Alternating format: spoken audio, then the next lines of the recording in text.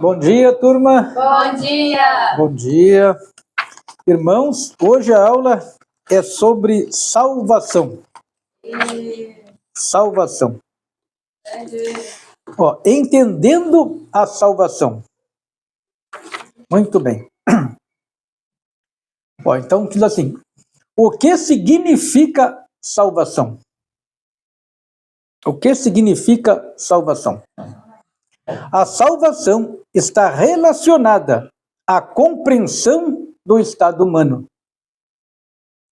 Esta compreensão é fundamental para o entendimento quanto ao relacionamento do homem com Deus. Quebrado este relacionamento com Deus, todos os aspectos da vida humana ficam seriamente comprometidos. A salvação tem o propósito de glorificar a Deus eternamente. E é por Jesus Cristo para todo sempre. Então, a salvação tem o propósito de glorificar a Deus eternamente e é por Jesus Cristo para todo sempre. Então, é através de Jesus Cristo que vamos adorar a Deus eternamente. Cristo é o caminho sem o qual ninguém vai a Deus. Cristo é a verdade em qual o pecado deve crer para ser salvo. Não é o pecado, né? O pecador. Cristo é a verdade em qual o pecador deve crer para ser salvo. É a imagem de Cristo pela qual os salvos são transformados. E por Cristo os salvos são conservados.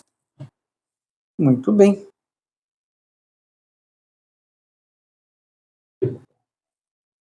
Então até aqui a gente já sabia, né? Que é através de Cristo que a gente vai ser salvo pelo sacrifício que ele fez por nós. Então nós temos que crer para ser salvos, viu aqui? Aqui diz, Cristo é a verdade em qual o pecador deve crer para ser salvo. Os frutos da justiça são por Jesus Cristo. Os frutos da justiça são por Jesus Cristo e para a glória e louvor de Deus.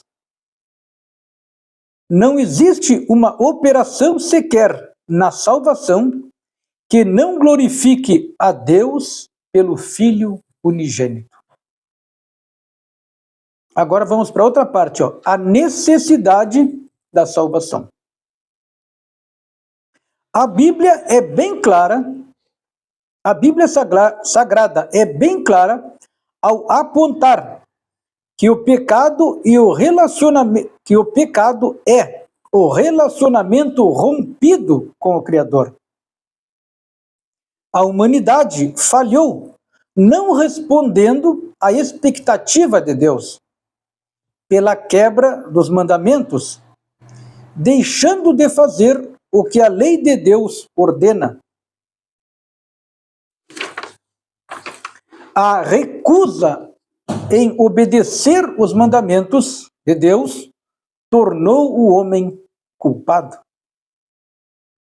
Com a queda, existe no homem um pendor para o mal, uma tendência para o mal, né? Uma tendência do mal para o pecado. O que, em linguagem teológica, chamamos de depravação da natureza. A Bíblia testemunha claramente a realidade do pecado no homem. Essa condição detestável e pecaminosa não é adquirida pelo ambiente ou causada pela falta de oportunidade social ou educacional, mas sim pelo pecado. Pois todo homem é pecador desde o ventre da mãe. Então, muitas dessas partes que eu estou lendo têm referências bíblicas, tá? Como aqui, ó, pois o homem é pecador desde o ventre da mãe.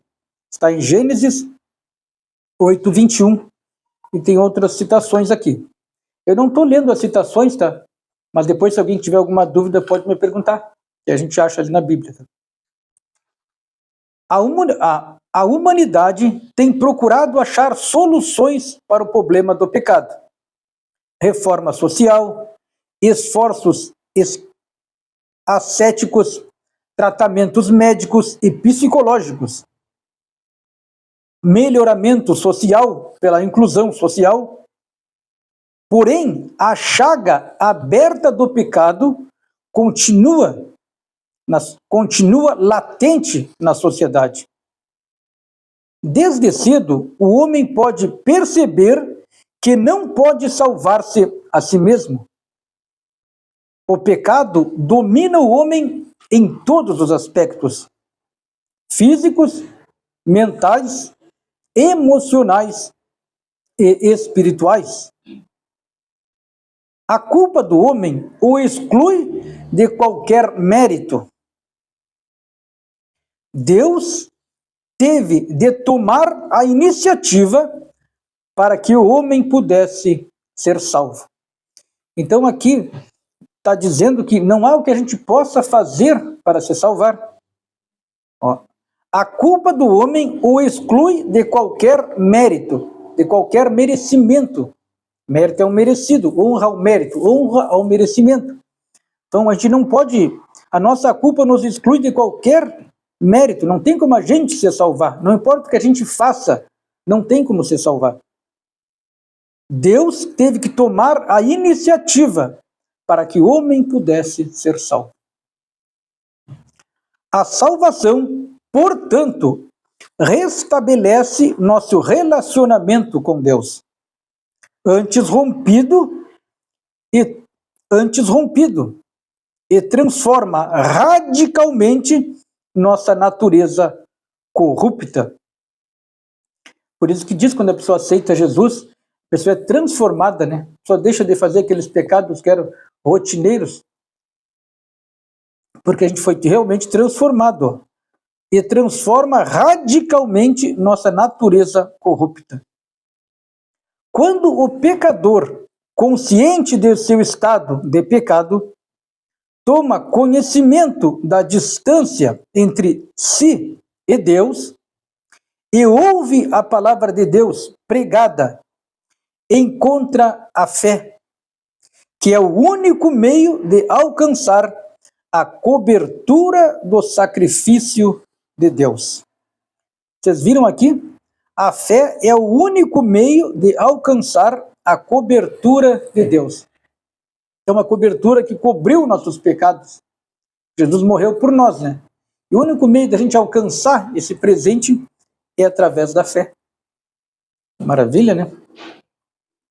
Agora vamos ler aqui, ó. Definição etimológica. O substantivo sotéria significa salvação. No grego clássico, sotéria significa libertação ou preservação. No Antigo Testamento hebraico, o termo significa ação salvadora, preservadora e providencial de Deus. Então, salvação já significava naquele tempo antigo, no hebraico significa providência providencial de Deus. Ação preservadora e providencial de Deus. Significa salvação. Legal, né? Eu não sabia disso. Ó, no Novo Testamento grego, sotéria significa salvação do inimigo. Olha como é forte essa palavra, né? No Novo Testamento grego, sotéria, que significa salvação, né? Significa salvação do inimigo. Então nós éramos inimigos de Deus e mesmo assim ele nos salvou. Então essa é a grandeza da salvação dele, né? A salvação significa a salvação do inimigo. Porque a gente também fazia parte daquele grupo que crucificou Jesus. Então, a nossa geração Antes de conhecer Jesus, antes de aceitar a salvação, se nós tivéssemos naquela época, possivelmente também fosse um daqueles, né? Te ver. E mesmo assim, ele nos salvou, né? Então ele significa a salvação do inimigo. Saúde e segurança físicas. Até isso significa salvação. Saúde e segurança físicas. Salvação significa abrir caminho para restaurar de tudo o que restringe. Salvação significa abrir caminho para restaurar tudo o que restringe, que prende e traz para a liberdade. Quando as pessoas são salvas, passam da escravidão para a liberdade, das trevas para a luz, da morte para a vida. Então, salvação é um estado de estar sendo salvo. E quando empregado com referência à fé cristã, tem alcance passado, presente e futuro. Então a salvação está em todos os tempos, ó. Quando empregado com referência à fé cristã, salvação tem o alcance no passado, presente e futuro. Então lá no passado, Deus já nos salvou, já estava tudo programado para Jesus vir. No presente ele está nos salvando e no futuro também. Definição teológica. Vamos à definição teológica da salvação. O Senhor Jesus Cristo veio a este mundo para salvar os pecadores. Não existe salvação em nenhum outro nome pelo qual os homens devem ser salvos. Está no livro de Atos 14, 12. Esta atitude salvadora de Deus resume-se na expressão usada por Lutero. Olha o que Lutero diz. O Deus crucificado, isto é, o Filho unigênito de Deus, que partilha da própria natureza de Deus, tornou-se homem para morrer na cruz por nós, nos salvando e vencendo o mal. Disse o teólogo congregacional inglês Frost, sobre esta interpretação da obra de Cristo. A doutrina paulina da reconciliação. Descansa toda a igreja. Descansa toda a igreja. Se tirarmos a fé desse centro, estaremos malhando no prego no caixão da igreja, malhando o prego no caixão da igreja. A igreja então estará condenada à morte, e seu passamento será apenas uma questão de tempo. Bom, vou explicar um pouquinho melhor, porque nem eu entendi direito. Ó. Mas aqui significa se a gente tirar a salvação da igreja, tirar essa palavra da salvação, é como se estivesse colocando um prego no caixão da igreja. Né? E em pouco tempo ela terminaria, né? Vê como é tão importante a salvação. Muito bem, vamos lá. Características da salvação. Características da salvação. A salvação é gratuita. A graça de Deus tem se manifestado trazendo salvação. É totalmente fundamentada na graça e recebida pela fé. Graça, algumas pessoas não levam bem ao pé da letra, né? Mas graça é realmente graça. Quando alguém fala, tu quer essa cadeira de graça? Não paga nada, é de graça, né? E assim, ei, você vai ganhar um brinde de graça. É de graça. E a salvação também é de graça. Sim mesmo.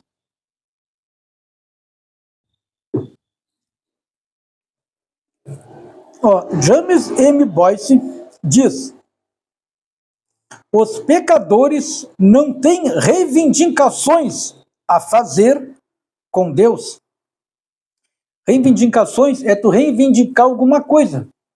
Os pecadores não têm nada para falar. Deus, eu fiz isso para ti, quero a salvação, ou quero alguma coisa. Está reivindicando, né? É que nem tu trabalha toda semana. Tu quer teu salário, está reivindicando, né? Mas os pecadores não têm reivindicações a fazer com Deus. Nenhuma sequer. Então não importa o que tu faça, tu não tem como reivindicar de Deus nada. Né?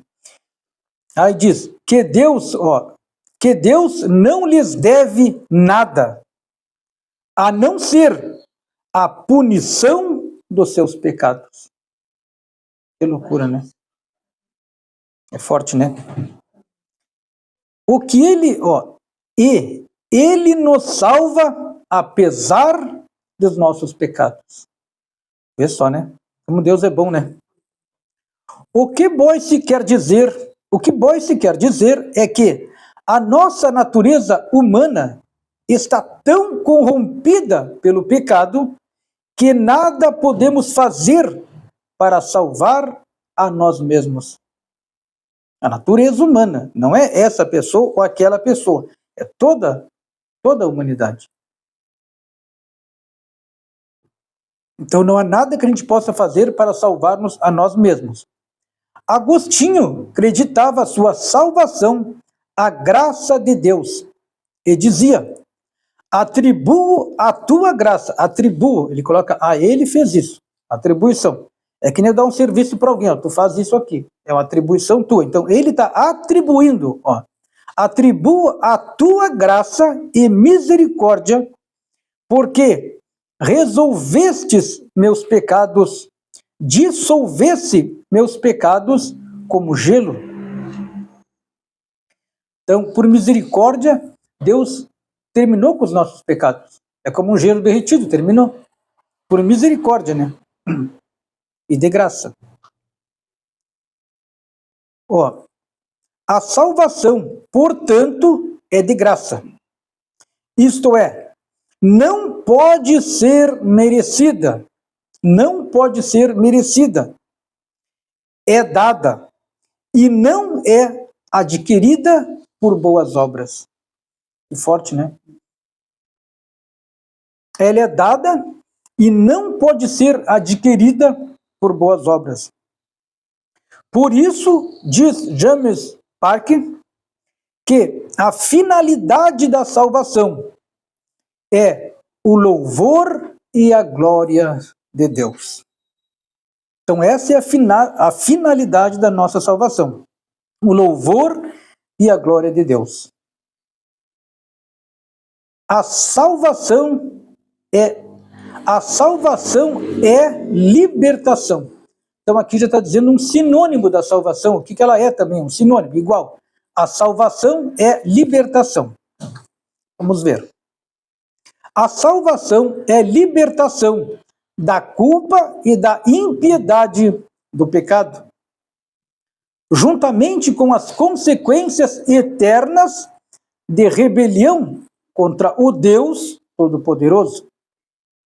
Sem essa libertação, o homem pecador estaria excluído eternamente da presença de Deus e para sempre exposto à sua ira.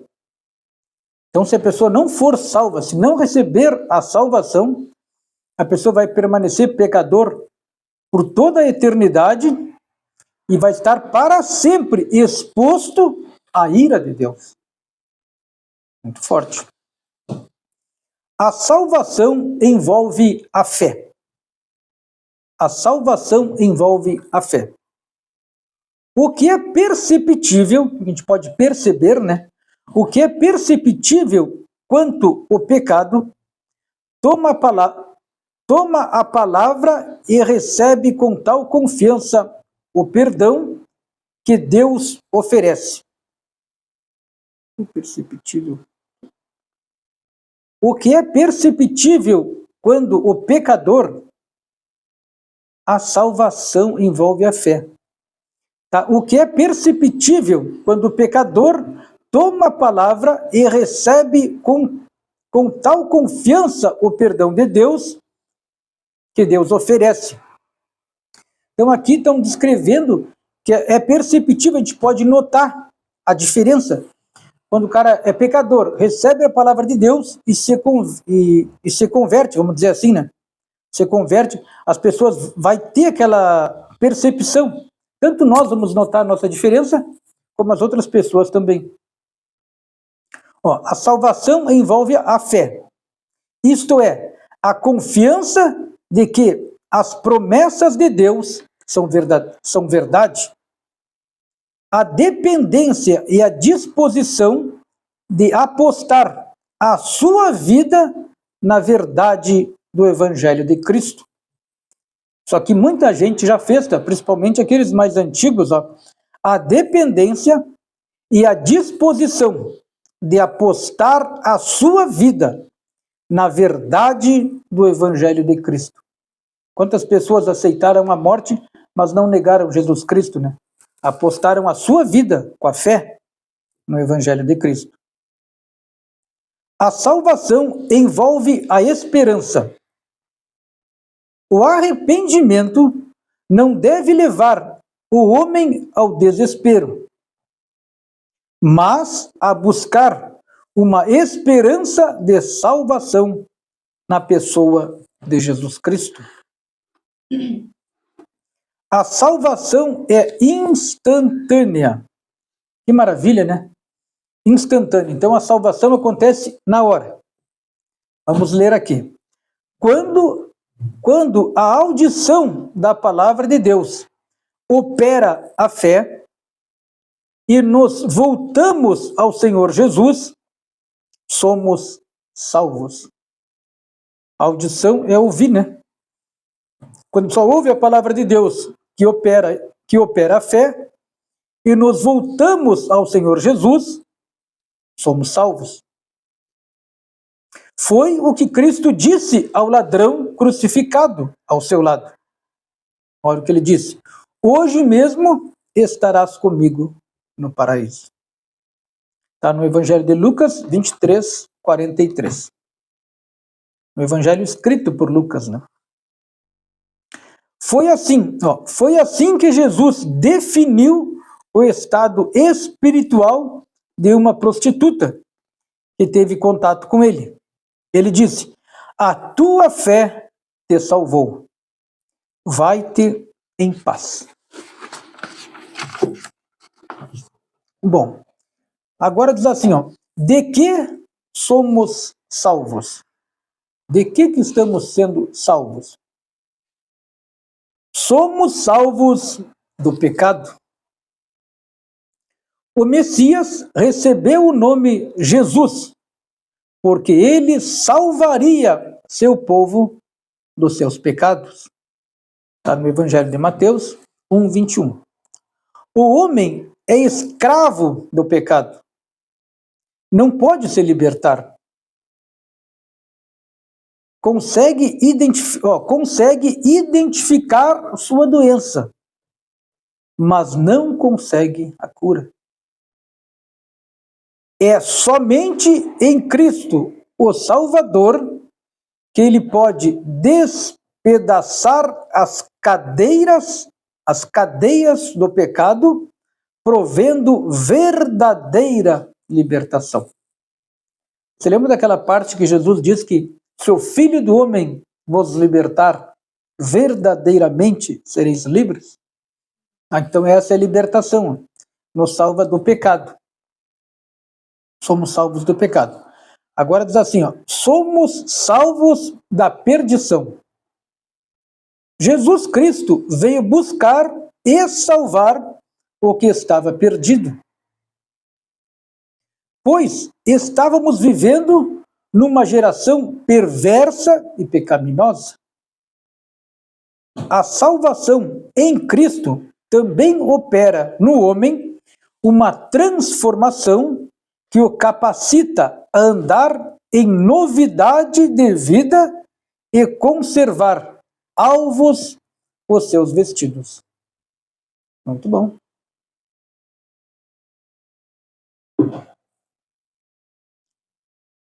Então aqui diz que a salvação em Cristo também opera no homem uma transformação que o capacita a andar em novidade de vida e conservar alvos os seus vestidos.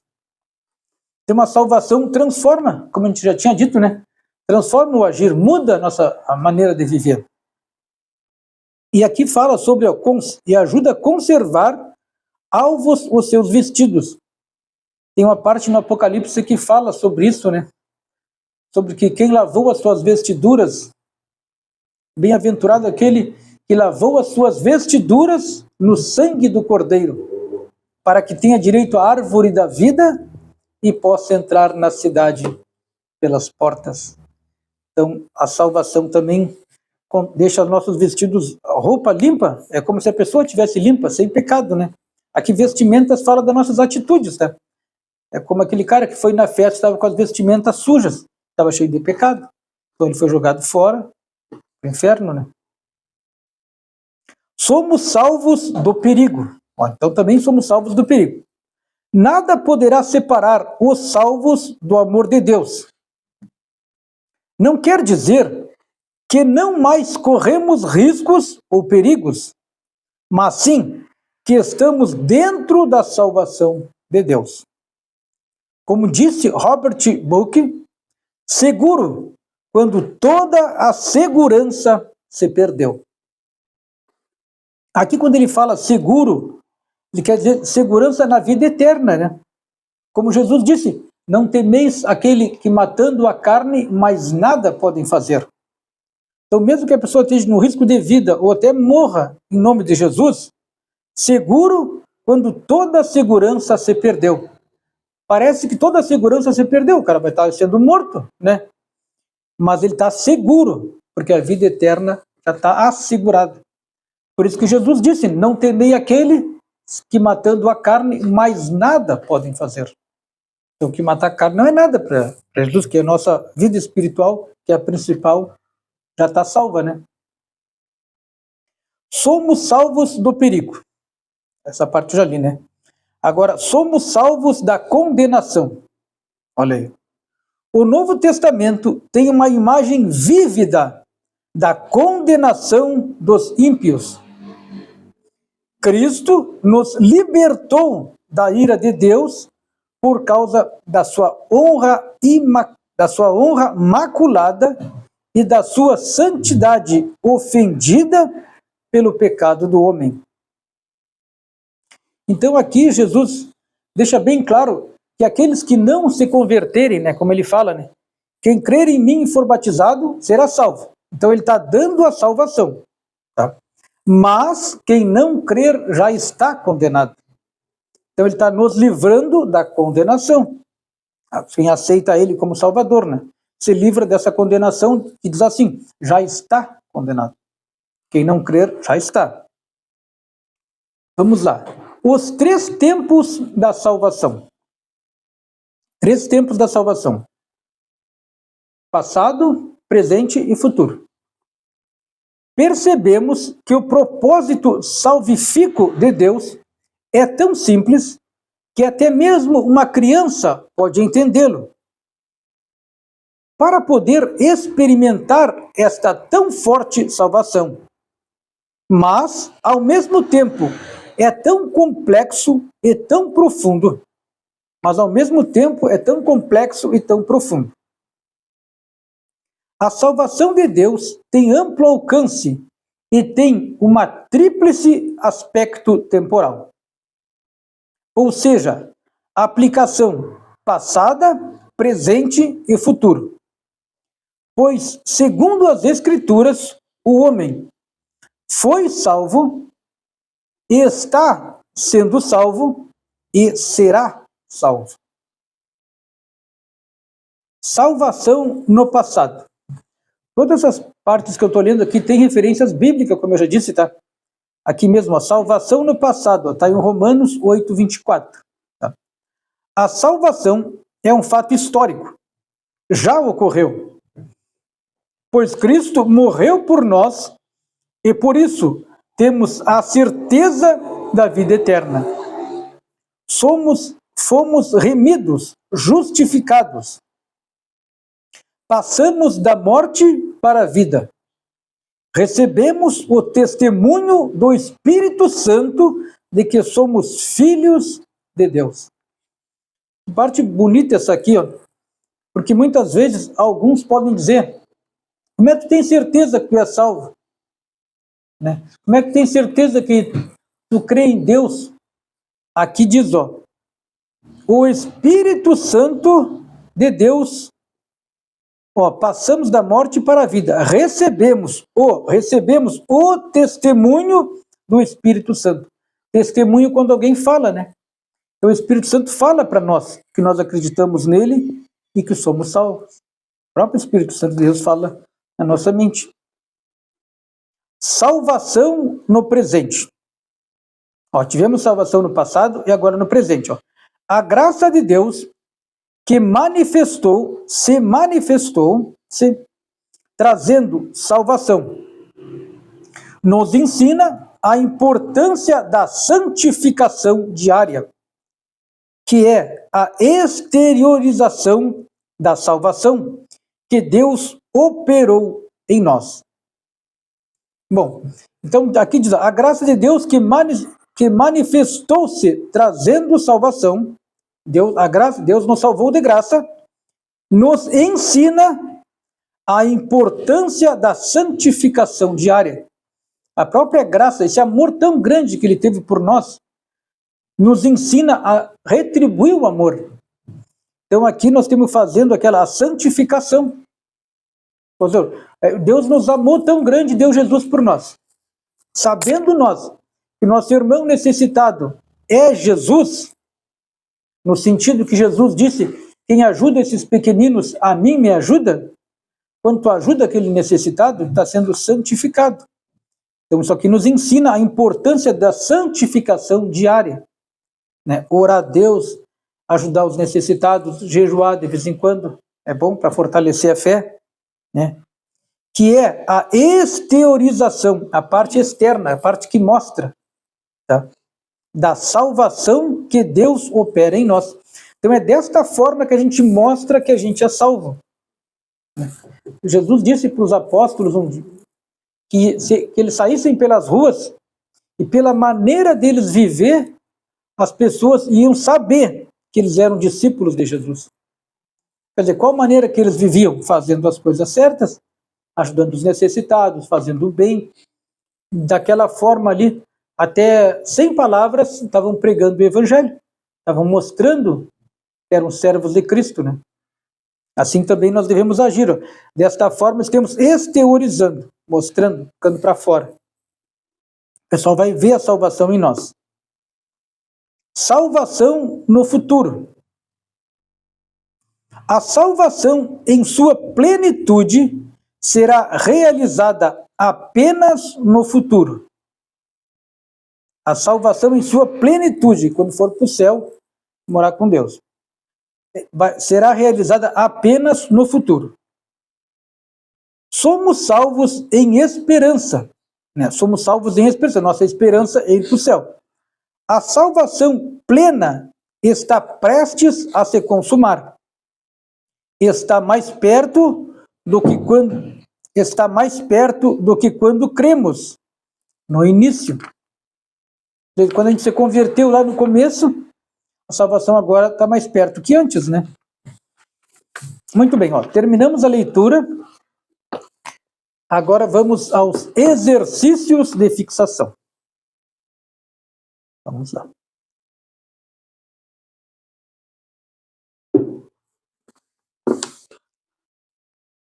Marque V para verdadeiro ou F para falso. Questão 1. Vamos ver quem acerta mais. Questão 1. No Novo Testamento grego, soteria significa salvação do nosso inimigo, saúde e segurança física? Verdade, verdadeiro. Acertaram. Glória a Deus. Vamos ver. Questão 2. A salvação não está relacionada a compreensão do estado humano? É falsa, né? É falsa. A salvação está, sim, relacionada à compreensão do estado humano. Então, a questão 2, marque F, é falsa. Questão 3. A salvação, em sua plenitude, será realizada apenas no futuro? Verdadeira, né? Questão 3, marque V, verdadeiro. Questão 4. O Novo Testamento não tem uma mensagem vívida da compreensão, da condenação dos ímpios? O Novo Testamento não tem uma mensagem vívida da condenação dos ímpios? É falsa, né? Tem sim. Tem sim. No Novo Testamento tem sim uma imagem vívida da condenação dos ímpios. Então, a 4, quem está com o livro aí, marque F. A questão 5, James Packer diz que a finalidade da salvação é a derrota do diabo? É falsa, né? É falsa. Esse Packer diz que a finalidade da salvação é o louvor e a glória de Deus. Então, veja bem, nós estamos sendo salvos para o louvor e a glória de Deus. Não vamos nos esquecer disso, né? Marque a segunda coluna de acordo com a primeira. Aqui eu vou dar a resposta direto, porque é difícil relacionar assim, sem um livro. Questão 1, tá? Salvação no passado. O que significa salvação no passado? Salvação no passado significa já ocorreu. Quem então está com o livro aí, coloque o número 1 na alternativa B. Questão 2. Salvação no presente. Salvação no presente. O que a salvação no presente indica para nós? Nos ensina a importância da santificação diária. Então, a salvação no presente, Jesus está nos ensinando, Deus está nos ensinando a fazer o bem para as outras pessoas, ajudar o próximo, tá? E orar e jejuar também, buscar a presença do Espírito Santo, tá? Então, quem está com o livro, coloque o número 2 na alternativa D. Questão 3. Salvação no futuro. Salvação no futuro significa será realizada apenas no futuro, quando a gente for lá para o céu, tá? Vai ser a salvação do futuro. Então, quem está com o livro, coloca o número 3 na alternativa A. Questão 4, soteria. O que significa soteria, Vitória? Soteria. Questão 4 significa salvação. Salvação. Soteria significa salvação. Muito bem. Então, quem está com o livro, coloca o número 4 na alternativa C. Questão 5. A salvação envolve a fé. A salvação envolve a fé. Número 5. Número 5 corresponde a confiança que as promessas de Deus são verdadeiras. Ou a confiança que as promessas de Deus são verdade. A salvação envolve a fé. A confiança, então, essa fé, para a gente ter a salvação através da fé, vai ficar bem claro, para a gente ter a salvação através da fé, nós temos que ter certeza que as promessas de Deus são verdade. Então, quem está com o livro aí, marca o número 5 na alternativa E. Muito bem, terminou a aula de hoje. Foi muito boa, gostei muito dessa aula sobre a salvação. Apesar de ter lido já bastante a Bíblia, eu não tinha tanta clareza assim, né? Ela abrange tantos aspectos, tão rica em detalhes aqui. Gostei muito da aula. Bom, Deus abençoe a todos e até a próxima. Amém.